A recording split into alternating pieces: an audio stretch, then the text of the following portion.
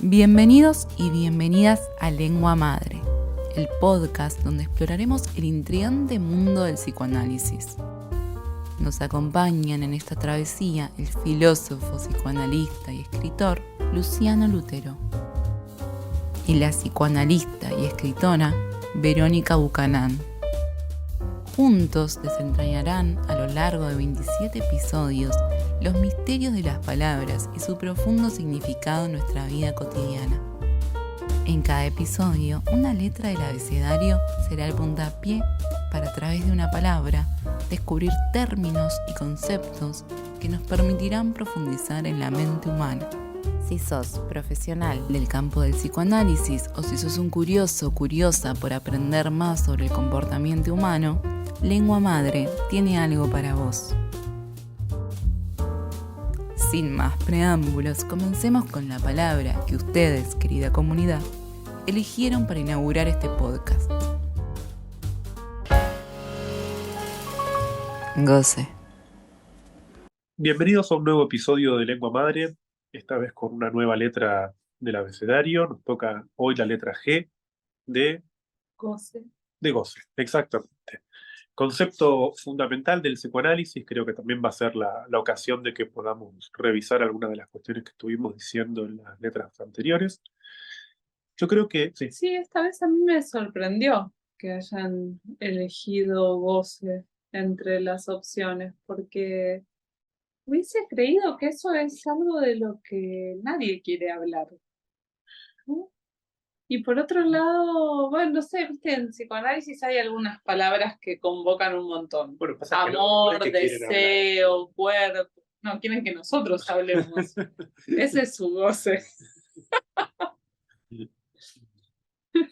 No, sin embargo, hay un montón de libros sobre el goce. Es uno de los conceptos, creo yo, más relevantes del psicoanálisis lacaniano. Creo que, digamos, entre quienes incluso no se dedican a la práctica del psicoanálisis, la palabra goce se incorporó a nuestra lengua castellana, ¿no? Se utiliza corrientemente, digamos, el hablar, digamos, dentro de ciertos contextos, por supuesto, ¿no? Pero Sí. bueno, digamos que no es raro escuchar que alguien diga, bueno, eso es un goce, ¿no? Como hay que hacer algo con el goce, ¿no? Son cosas que, digamos, bueno, ni hablar en lo que es la sociología, la filosofía, autores como Zizek, ¿no? O Badiou, ¿no? Digamos, todos toman la noción de goce, quizás, ¿no? Porque a diferencia de nociones como la de castración o mismo la de falo, ¿no? Que está tan cuestionada hoy en día, la idea de goce tiene una potencia explicativa y un atractivo, ¿no? Porque es una forma, en principio, de no tener que usar otros términos que a lo mejor a veces se los mira con un poco más de recelo, como, no sé, excitación, o mismo pulsión. En ese sentido, creo que la noción de goce es sumamente amplia, ya sea que distingamos distintos tipos de goce o que querramos nombrar en un sentido amplio algo parecido o cercano a la satisfacción. Creo que en ese punto también, este, quizás el desafío es cómo poder hacer una lectura, una apreciación de la noción de goce que no lleve hacia una vulgarización, ¿no? Y que respete lo más íntimo de ese concepto. Creo que en ese punto, ¿no? Como muchas veces pasa con Lacan trajo toda una artillería de nociones que muchas veces pueden ser muy, ¿no? Atractivas, esas nociones, pueden ser muy seductores incluso, pero bueno, como que se pueden prestar mucho a la filosofía o a la especulación y se alejan del concepto clínico, que además es muy difícil de transmitir, ¿no? Digamos, también es cierto que el concepto de goce, que creo que es un concepto, ¿no? Sin duda me parece que por la elaboración que tiene en los seminarios de Lacan se puede decir que es un concepto, es un concepto fundamental del psicoanálisis lacaniano, pero es, es sumamente complejo, porque digamos, no hay, primero que no hay una definición explícita ¿no? Lacan nunca lo define, ¿no? Digamos, puede ser que de vez en cuando diga, bueno, y tal cosa es el goce, ¿no? Yo pienso que en los primeros seminarios, recuerdo una referencia en la que él dice el goce es el límite de la experiencia analítica, ¿no? Creo que seminario 4, seminario 5, ¿no? Después, bueno, va modificando, de hecho se dice, bueno, un Lacan del deseo, un Lacan del goce, bueno, hay muchas. Sí, sobre todo me parece que dentro de lo que es la enseñanza de Lacan no hay un goce, ¿no? Me parece que el goce justamente es un concepto, digamos, que remite a cosas muy distintas, ¿no? Y entonces, ciertamente vale la pena como hacer esas distinciones y también vale la pena, creo, distinguirlo de como, creo que el goce es un concepto que se presta a veces a muchos malos entendidos, ¿no? Vos decías recién, bueno, pero se ha instalado hablar de, bueno, tu goce, el goce, ese es el goce, ¿no? Como ese tipo de formulaciones. Y recién pensaba, hay que trazar la distinción entre lo que para el psicoanálisis es el goce y lo que comúnmente uno podría llamar como ese, ¿cómo es ese? El placer culposo, ¿no? Lo que se llama el guilty pleasure, ¿no? Sí, estoy de acuerdo. Porque el goce no es eso que a mí me gusta hacer a escondidas de, o sin que los demás se enteren, o me gusta hacer esto, me da satisfacción, pero también culpa. No, me parece que esa es una primera distinción importante que nos permite como ir achicando un poco el campo para pensar qué es el goce, ¿no? Yo diría, bueno, el goce no es eso que me gusta hacer a escondidas de los demás, ¿no? Sí, creo que dos cosas agregaría a lo que mencionás, que tiene que ver con dos formas habituales, incluso dentro del psicoanálisis, de entender el goce. Primero, como decís vos, como una especie de positivización, ¿no? Como un goce del que se puede decir, este es el goce. Hmm. Por eso me gustaba esa definición temprana de Lacan del goce como un límite y no como algo sustancial, ¿no? Ese es el goce, ese es tu goce. Digo esto porque son formulaciones que muchas veces se escuchan en las discusiones psicoanalíticas, como cuando alguien dice, bueno, hay que ver qué hacer con los goces, tus goces, ¿no? Acotar el goce, mismo la Claro. expresión tan popular. Que bueno, eso lleva a una segunda cuestión que quería decir, ¿no? En relación a la cuestión de acotar el goce, creo que la segunda vía tiene que ver con pensar el goce como algo excesivo, algo que es mucho y que por lo Mm. tanto tiene que ser como domesticado, ¿no? Tiene que ser como Moderado, beber con moderación. circunscrito, claro, bueno, o cuando se dice el goce fálico es un goce regulado, mientras que habría otros goces que no estarían, ¿no? Tomados por esa regulación, pero bueno, son formas normativas. Creo que una de las cuestiones para mí más significativas o de las que hace más difícil hablar de este concepto es que creo que pocas veces o no muy seriamente Lacan habla directamente de eso, ¿no? Mm. Digamos, del goce, sino que lo hace a través de alguna vía, como cuando, por ejemplo, toma el super yo y el super yo le permite pensar algo del goce en otro, bueno, todas las elaboraciones relativas al objeto también son formas indirectas, pero no es que el goce esté en el objeto, ¿no? En el objeto A, en lo que llaman acá objeto A, ¿no? Creo que siempre son vías como laterales, indirectas, ¿no? Que muestran, insisto en esto, ¿no? De que se trata de un concepto límite, limítrofe, ¿no? Mm. Quizás como cuando Freud hablaba de la pulsión también Sí. como un límite o como una cuestión limítrofe. También hay notables diferencias, creo yo, cuando a veces se trata de acercar, ¿no? Muy rápidamente el goce a la satisfacción pulsional, como si hubiera satisfacción de la pulsión para empezar, Ujú.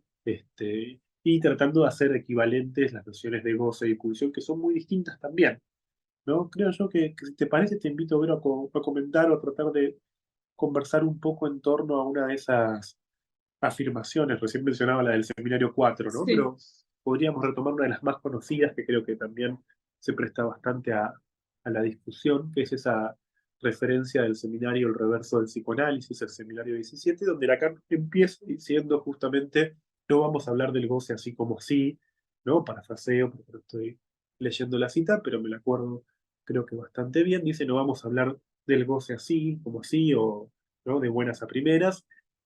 Y luego dice, ¿no? Con el goce se empieza con las cosquillas y se termina en la parrilla, ¿no? Juega con una especie de movimiento, ¿no? Digamos, me parece que lo que es interesante de la frase es como un movimiento, ¿no? Se empieza y se termina, ¿no? O sea, habla de un circuito, podríamos decir. Y los dos términos son, ¿no? Las cosquillas y la parrilla, ¿no? Que habría que ver qué quiere decir parrilla ahí, ¿no? Obviamente no es la parrilla la que nosotros, al menos los argentinos, se nos viene inmediatamente a la cabeza, no es la parrilla para asar la carne, ¿no?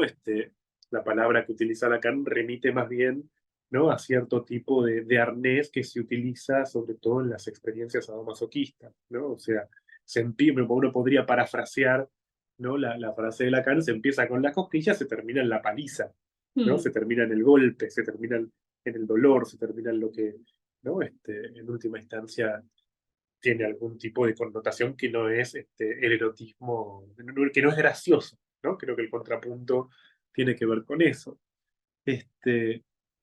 Pensaba, ¿no? Parafraseando bueno, nosotros tenemos una expresión popular, sobre todo cuando pensamos en los niños, ¿no? Cuando los niños están jugando de manos y decimos, esto va a terminar mal, miren que esto va a terminar, ¿no? Empiezan así, pero ya después, ¿no? Creo que podemos reconocer también algo de nuestro lenguaje Mira, me cotidiano. haces acordar algo que yo le digo a los chicos, que es frenar antes, ¿no? Como ese frenar antes fuese la búsqueda del límite antes de ese otro límite que, que es el goce, que es la paliza, el golpe, ¿no? Sí, Sí, lo interesante ahí es la inversión, ¿no? Digamos, lo que empieza siendo divertido, después, miren que después, no, bueno, muchas veces es el anuncio que se le hace a los chicos. Miren que después cuando alguno llore, ¿no? O sea, no se quejen cuando terminen llorando, miren que después si uno se golpea, ¿no? ¿No? Se empieza, ¿no? Se empieza con empujones, se termina con una piña que uno le pone al otro y ya después se rompió la escena, ¿no? Pensando, ¿no? Esta frase tan, ¿no? Que insisto, es una imagen que Lacan da para hablar del goce, ¿no? Lo que me interesa más allá de las cosquillas, la parrilla o la paliza o lo que fuera, ¿no? Lo que me resulta interesante es la torsión que incluye la frase, ¿no? Lo que empieza de un modo y termina de otro, ¿no? Creo que ese es un movimiento que muchas veces encontramos en la práctica del análisis. Bueno, lo encontramos en el enamoramiento. Se empieza con el enamoramiento y se termina con la desilusión, ¿no? Se termina, ¿no? Con la demonización del otro, o se termina con alguna experiencia penosa, ¿no? bueno, no, es eso mismo que vos traes muestra que ese movimiento es un movimiento particular, ¿no? Porque ese se empieza, se termina, me parece que hay que leerlo justamente como con el movimiento de se revela, ¿no?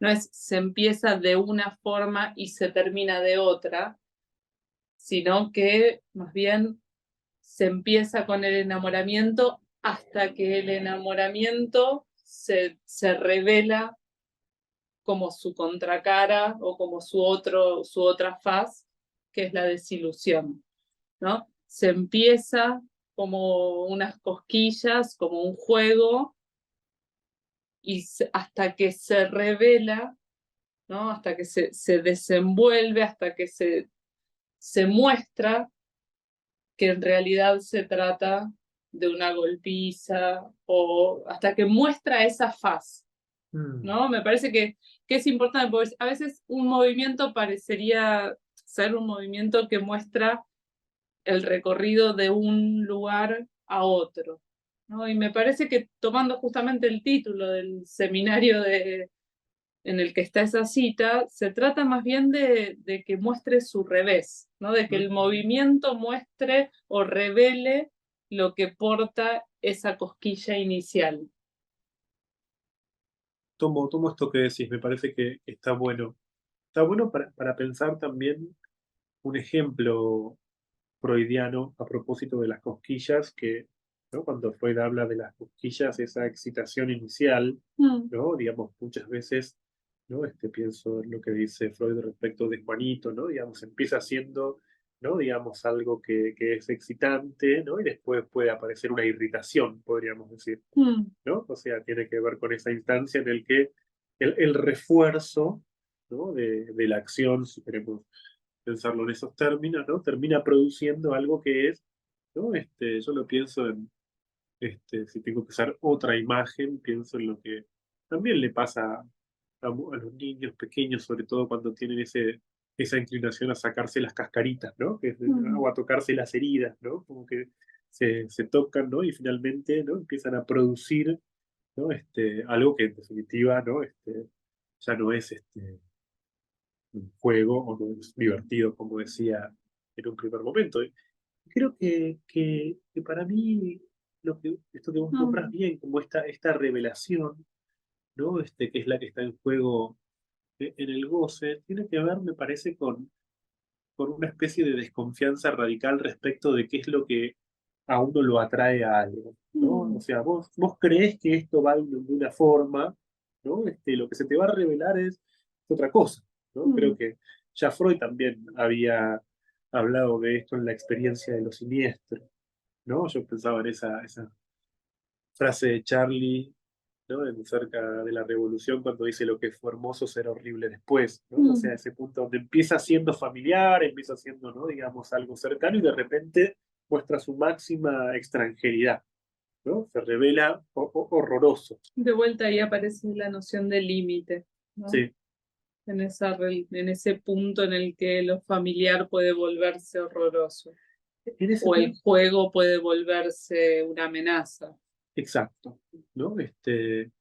Creo que en ese punto, como decíamos recién, la experiencia del goce no es en ese sentido, este, ni siquiera la experiencia del goce, ¿no? Porque creo que justamente como límite de la experiencia no es que haya alguien que goce, ¿no? Creo que eso me parece que también Mm, es otro prejuicio habitual, creer que alguien goza, mm, ¿no?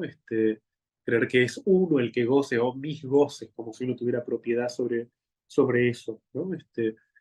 Creo que en el límite de la experiencia, que es la experiencia del deseo muchas veces, o la experiencia del amor, pienso en este punto que no es que entonces el goce se opone al deseo como muchas veces, no, por este lado es el deseo, por este lado es el goce, por este mm. lado es el amor, por este lado es el goce, sino que más bien el goce opera como fundamento, si se puede decir así, como movimiento interno en la experiencia del deseo o en la experiencia amorosa o en un sentido amplio en la experiencia De eh, cualquier lazo, ¿no? erótica, Ah, sí. exactamente. Sí, y en ese punto vos decís como movimiento interno y diría como movimiento interno que marca la propia imposibilidad de esa experiencia erótica, ¿no? Como límite interno, como un límite intrínseco a la experiencia de amor, a la experiencia de deseo, a la experiencia erótica en general, Bueno, esto, ¿no? esto que Como, decís acerca de la imposibilidad me hace pensar en esa frase, ¿no? Que, que dice que muchas veces aquello por lo que uno se engancha con alguien es aquello mismo por lo cual después uno se separa también, claro, ¿no? O sea, no pasa que no es lo mismo que ese rasgo que por ahí estaba investido, quizás por el ideal o estaba este, o eso que tomado. resultaba atractivo, curioso, de repente se vuelve un tema de un problema, Bueno, ¿no? insoportable, ¿no? Claro, Digamos, como lo imposible de soportar, que es una de las sí, definiciones que también da Lacan del síntoma, ¿no? Digamos, es lo imposible de soportar. sí. Bueno, pienso que ahí, digamos, la cuestión del goce también, ¿no? Se entrama con el síntoma, como si el síntoma fuese, entre otras cosas, la vía por la cual se, digamos, irrumpe eso que llamamos goce, que es límite, que es imposible de soportar, que no tiene un sujeto que sea agente de ni de esa satisfacción ni de esa insatisfacción, Que ¿no? es paradójico, ¿no? También que tiene esa paradoja de lo familiar y lo extraño, ¿no? Sí, Que no tiene esa torsión de la que hablábamos al principio. Yo creo que eso perfila criterios de reconocimiento dentro de la experiencia analítica que no tiene que ver con, como decíamos recién, tratar de incluso a veces llevarlo, ¿no? a lo observable, claro. ¿no? Como cuando recuerdo que leía hace un tiempo un artículo, ¿no? Que hablaba de los niños con los teléfonos y las pantallas, y decían, bueno, ahí hay mucho goce, ¿no? Gozan, ¿no? Como si fuera algo no observable, ¿no? Como que entonces que si en vez de usar el teléfono 5 horas, lo usara 3, gozaría menos, o sea, Claro. tendría que ver con una cuestión cuantitativa que hay que tratar de dosificar, ¿no? Tiene que ver con eso. Parece que es como, esa es una lectura o una visión, me parece, este, prejuiciosa y hasta casi como conductista, ¿no? Normativa, en última Ujú. instancia. Me parece que cuando Lacan propone la noción de goce no es pensando en una normatividad, ¿no? Sino que más bien es, volviendo a la frase del comienzo, piensa el límite de una experiencia, un límite que es constitutivo de esa experiencia, no el Sí, límite como la limitación. eso, me parece que eso es algo que por ahí dentro del psicoanálisis lo tenemos como más, quizás más incorporado, pero creo que vale la pena explicitarlo, ¿no? Que cuando hablamos de la noción del límite no estamos hablando de limitación, sino estamos hablando de que algo se escriba una imposibilidad, ¿no? Me parece que acá el goce como límite está muy cerca de decir el goce como lo que muestra la imposibilidad en una experiencia, ¿no? A mí me acuerdo ahora de otra cita de Lacan. Hoy estamos con mucha referencia bibliográfica, pero bueno, es un concepto, es decir, nos pidieron un concepto, ¿no? Eh, que es del Seminario 22, que Lacan dice que al otro, por más que uno lo quiera, puede abrazarlo muy, muy, muy fuerte, que lo máximo que va a hacer es hacerlo pedazos, ¿no? Mm. Como que vos podés amar mucho al otro, pero por más que lo abraces fuerte, no vas a unirte al otro, lo vas a destruir y a hacer pedazos, ¿no? Y ahí también muestra bien cómo es esa función del goce como límite al amor, ¿no? Porque si el amor tiende a ese abrazo que quiere fundirse con el otro, más bien el goce lo que viene a mostrar es que en ese camino hacia hacerse uno, lo único que se hace es destruir o hacer del otro un pedazo, un fragmento. ¿No era también la canción de Charlie la que dice gozar es tan parecido al amor? Sí, también. Claro. Creo Y que, tan diferente, y tan ¿no? diferente, ¿no? Es tan parecido al amor y creo que De vuelta es lo en la, paradojal, ¿no? en la versión del Unplugged creo que dice y agrega y más barato, ¿no? Eso no sé. Creo que dice eso, si no me No, no, equivoco. quizás sea Ah, cierto, lo que no estoy segura es que sea más barato. bueno, no lo sé, qué sé yo. Yo creo que es parte de la ironía de Charlie, ¿no? Como Estaba pensando, por ahí esto sale un poco más de la cuestión bibliográfica, pero pensaba, o te quería preguntar, ¿no? Pensaba en es una consulta bastante típica, sobre todo en mujeres, que se quejan o padecen, no es que se quejan, padecen eh, comer más de lo que quieren comer, ¿no? mm, Eh, y que muchas veces eso es algo muy difícil de tratar en los análisis. En ese punto también me hace pensar en el concepto de goce en un sentido quizás más amplio, claro, ¿no? Y obviamente no se puede hacer una generalización, pero sí me interesa a mí, en general, cuando una mujer trae esa preocupación.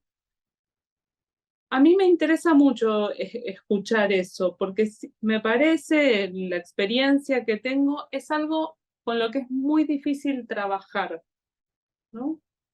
Y en general es algo silencioso, porque es un padecimiento, digamos, que en general tiene esa persona sin que le represente digo, los demás pueden no enterarse, ¿no? Pero que es algo muy propio de muchas mujeres, me parece, ¿no? No creo que sean pocos los sí, casos. pienso dos cosas, ¿no? Digamos, para abrir un poco la cuestión, ¿no? Creo Ujú. que vos lo enunciabas como esas mujeres que comen más de lo que quisieran comer, ¿no? Sí, Entonces, parecía uno podría pensar o presumir cierta conducta bulímica, ¿no? Pensando en ese más. Pero en realidad me parece que en la sanción de comer más, ¿no? Creo que no se trata de cuánto comen, no, no, ¿no? Sino de que se trata más bien de que el efecto subjetivo de ese comer, ¿no? Está en relación a no comer, ¿no? Y que creo que muestra que ese más no es un exceso ni es un mucho, ¿no? no, Sino que tiene que ver con cierta posición previa relacionada más bien al no. con el no comer, ¿no? Entonces creo que muestra cómo esa dimensión y como creo que bien lo muestra la oralidad, que en última instancia se trata de comer nada, Mm, ¿no? Y que ponerle, por mucho que comas, seguís comiendo nada, ¿no? Cualquier cosita de más, ¿no? Cualquier pequeña migaja de más no tiene que ver con un exceso, no tiene que ver con que alguien que dice me comí 10 porciones de torta, ¿no? Alcanza con un pedacito más, o sea, con esa nadita de más que comes, para para que que ya, sea exacto, es la nada, demasiado. exacto. Creo que ese es un punto central, ¿no? De cómo a veces alcanza con una penitas Sí. para que sea un montón, y no por una cantidad relativa a lo que comiste antes, sino por cómo está planteado eso en relación a lo que desde el punto de vista observacional exterior podría pensarse en algo bulímico, ¿no? Lo que muestra es un sustrato o una condición más bien anoréxica. Y creo que esto que vos decís está bueno para pensar, creo yo, ¿no? Digamos que otra de las formas de manifestación o de presentación del goce es en relación a pérdidas de goce, Mm, ¿no? El goce no se, como decíamos al principio, no es un goce positivo, ¿no? No hay una positivización del goce, sino que el goce se presenta a partir de pérdidas de goce, ¿no? Creo que este, desde la fantasía retrospectiva de lo que habría habido y entonces, ¿no? Ya no hay, ¿no? La nostalgia tiene un mm, costado, ¿no? En relación al goce que hubo, ¿no? Del que después se puede llegar a decir, bueno, quizás no fue tan así, se le puede incluso como idealizar, ¿no? Y también por la articulación entre, creo que otra de las nociones que se articula bien con el goce es la de repetición, ¿no? Creo que donde hay esa dimensión de la repetición que no tiene que ver con lo compulsivo, sino que, con la fijación. sí, con la insistencia en la pérdida, ¿no? Mm, Lo que queda inscripta la pérdida como algo que se repite, ¿no? Creo que es otra de las formas de este límite del que venimos hablando. Por último, ¿no? Yo creo que si vamos a hablar del goce también recordaría, este, o sea, concluyo este punto, ¿no? Diciendo que sí. en última instancia creo que la anorexia es una de las formas privilegiadas, una de las vías privilegiadas también para poder pensar la noción de goce, donde justamente vemos que está en relación a nada, ¿no? No a muchos objetos o a una Mm, pluralidad que es independiente, mejor dicho, de eso. Y después, por último, me parece que otra noción, sobre todo en los últimos seminarios, ya que vos mencionabas esa referencia, otra noción bueno, una expresión que Lacan utiliza un poco deslizando, ¿no? La palabra goce en francés es jouissance, mm, si bien juega muchas veces con los sentidos de la palabra jouissance, ¿no? Como ¿no? Yo escucho sentido, ¿no? Digamos, también juega con esa idea, ¿no?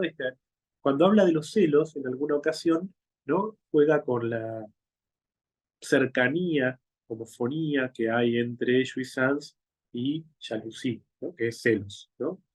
Digamos, inventa el neologismo jouissance, ¿no? mm, Como los celos, ¿no? El goce de los gozosos. celos, claro, el goce de los celos, ¿no? Y que a mí me parece que es una referencia clínica bien interesante para pensar esa dimensión que puede tener ese fenómeno clínico que son los celos.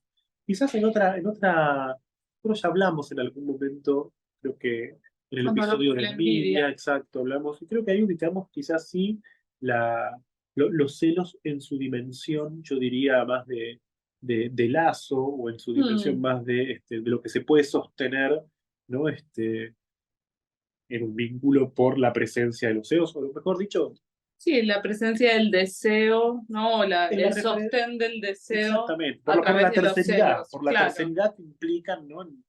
Los celos, uno podría decir los celos neuróticos como una vía privilegiada para pensar la estructura triádica del deseo. Sí, así. Pero en este punto creo que Lacan habla de otra forma de los celos. Y creo que esto, ¿no? Creo que nos puede permitir también hacer una distinción clínica bastante actual entre los celos neuróticos, como Mm, decíamos recién, no sé, los celos, para poner un ejemplo clásico, pienso en el famoso sueño de la llamada bella carnicera, ¿no? Que es un sueño que expresa los celos, ¿no? Los celos por la amiga, pero en relación, ¿no?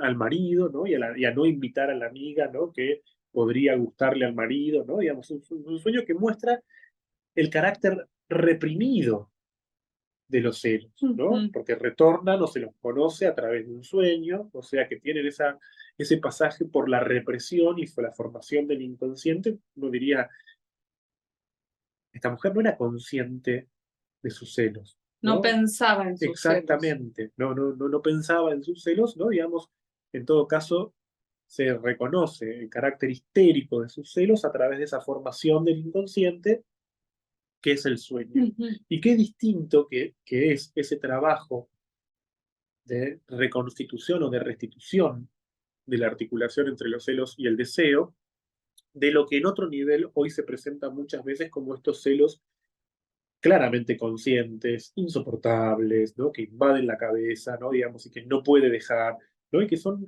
quizás, ¿no? Me parece que es una diferencia clínica significativa, ¿no? Que muestra cómo no podemos hablar de los celos y decir, bueno, ¿qué son los celos? Bueno, uno tiene que decir cuáles, ¿no? Porque hay Es una muy cantidad interesante esa enorme. diferencia, Mm. porque además, ¿no? Me parece que es una diferencia que clínicamente es central, ¿no? Porque lo que estamos diciendo es que, digamos, los celos neuróticos son celos que solamente se expresan de forma desfigurada por las formaciones del inconsciente. Son celos que se expresan en los síntomas, en los sueños, en un fallido. Y es muy distinta esa situación en donde esos celos son lo que Freud dice un saber del que no se sabe, ¿no?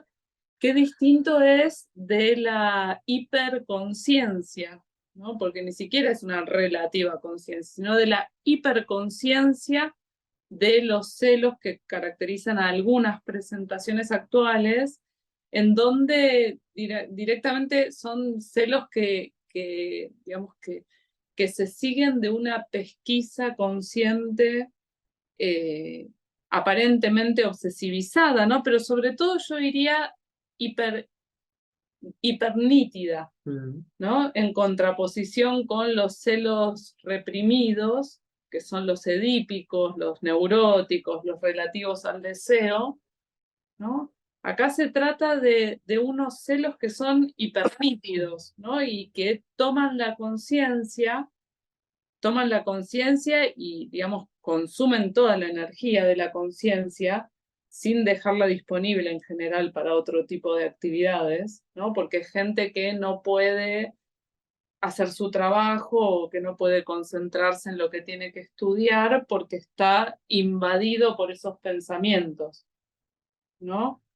En donde ahí no hay nada, no hay interpretación posible, porque la interpretación es la que se puede producir a partir del supuesto de la represión. Exacto, ¿no? Y creo que eso permite también ubicar la diferencia que hay entre la represión y lo que estos celos muestran, y creo que esta sería una forma quizás de acercarse a esa noción que es una de las formas del goce, que es el goce del otro, lo Mm, que Lacan nombra el goce del otro, al que creo que se accede no tanto por la vía de la represión, sino por la vía de la suposición, claro. ¿no? No porque el otro goce, sino porque el goce del otro es un supuesto. Pero bueno, eso ya llevaría a otros temas y en Quizás particular, si votan paranoia. claro. No, porque a propósito de esto del supuesto, ¿no? Si no me equivoco, en el seminario de la lógica del fantasma, que creo que se editó ahora la Mm, edición en castellano hace poco, ¿no? Digamos, una de las cosas que dice Lacan justamente es que el goce femenino es un supuesto también. ¿No? Bueno, o sea, creo que podríamos dejar planteada esa distinción entre represión, ¿no? Y suposición. ¿no? Y la forma, más allá del concepto genérico de goce, ¿no? La diversidad de los goces creo que también tiene que ver con poder plantear distintos mecanismos psíquicos. Bueno, y del goce femenino no dijimos nada, porque es por supuesto. Lo damos por supuesto. Creo que va a volver, va a retornar seguramente en alguna letra. Nos vemos entonces la próxima, que ya sabemos que nos toca. No, así que a seguir votando. Lengua Madre es una producción de Revoluciones Íntimas, la plataforma de contenidos de Letras del Sur. En este podcast de psicoanálisis, cada episodio lanzado todos los viernes se centra en una palabra distinta que nuestra comunidad elige siguiendo el orden del abecedario. A través de estas palabras, invitamos a los oyentes a reflexionar, ofreciendo una mirada única a nuestras experiencias y emociones. Sumate a la escucha y viví la revolución.